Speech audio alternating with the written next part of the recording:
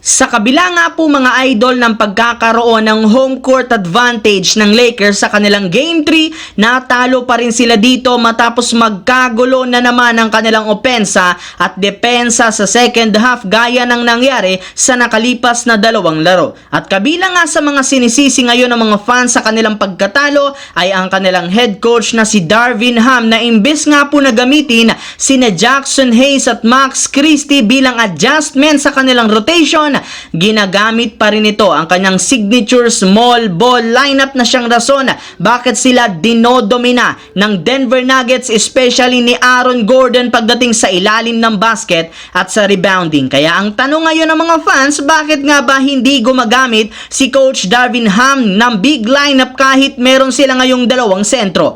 Well, ayon nga po sa kanya, sa tuwing gamit nga nila ito, sa tingin niya mas lalong bumabagal ang depensa at opensa lalo na sa transition. Kaya mas preferred nga nito na gumamit na lamang ng small ball kahit dehado. Maliban nga po mga idol kay Coach Darvin Ham, isa rin naman nga sa mga sinisisi nila ay si D'Angelo Russell matapos siyang hindi makapagtala ng puntos sa Game 3 kahit man nagbigay na ito ng pangako sa kanilang mga fans. Maging si LeBron James, pinatamaan rin naman ito sa kanyang post-game interview gayong hindi nga nito alam kung papaano maglaro ng perpekto para lamang manalo sa playoffs. Kaya nangangamoy na maititrade na naman ng Lakers si D'Angelo Russell. And speaking of Lakers, matapos nga silang matalong muli sa Game 3, umabot na nga sa 11 games ang kanilang lose streak laban sa defending champions. Pero hindi rin naman nga ito nakapagtataka bakit hindi matalo-talo ng Lakers ang Nuggets.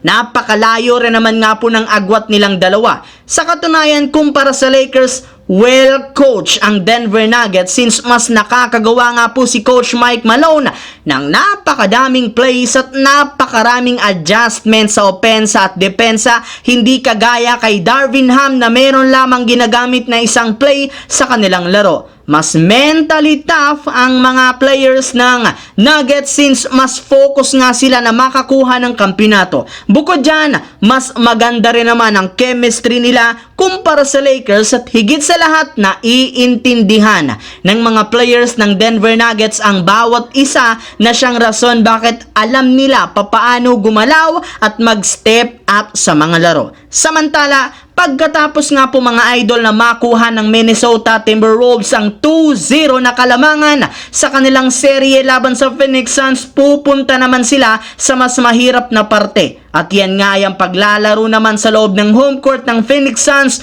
para sa Game 3. Ngunit bagamat man aminado ang Suns, lalo na si Anthony Edwards, na mahihirapan sila next game dahil sa mga gagawing adjustment ng Suns, hindi pa rin naman nawawala ang kagustuhan nito na makakuha ng panalo. Yes mga idol, gusto pa rin ang kanilang team na manalo sa Game 3 upang sa ganon mabaon nila ang Suns sa 3-0 gaya ng ginawa ng Denver Nuggets sa Lakers.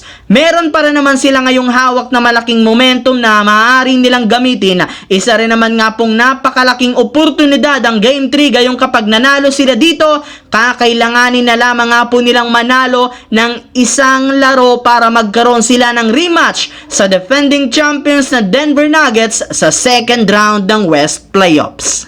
So that's it mga idol, ang ating bagong video ngayon. Once again, this is your J-Zone TV. Huwag kalimutang mag-like, mag-subscribe, pindutin ang notification bell sa aking channel para lagi kayo maging updated sa mga videos na pinapalabas ko. Isang malaking shoutout sa lahat mga idol. Maraming salamat po. Hopefully nag-enjoy kayo ngayon.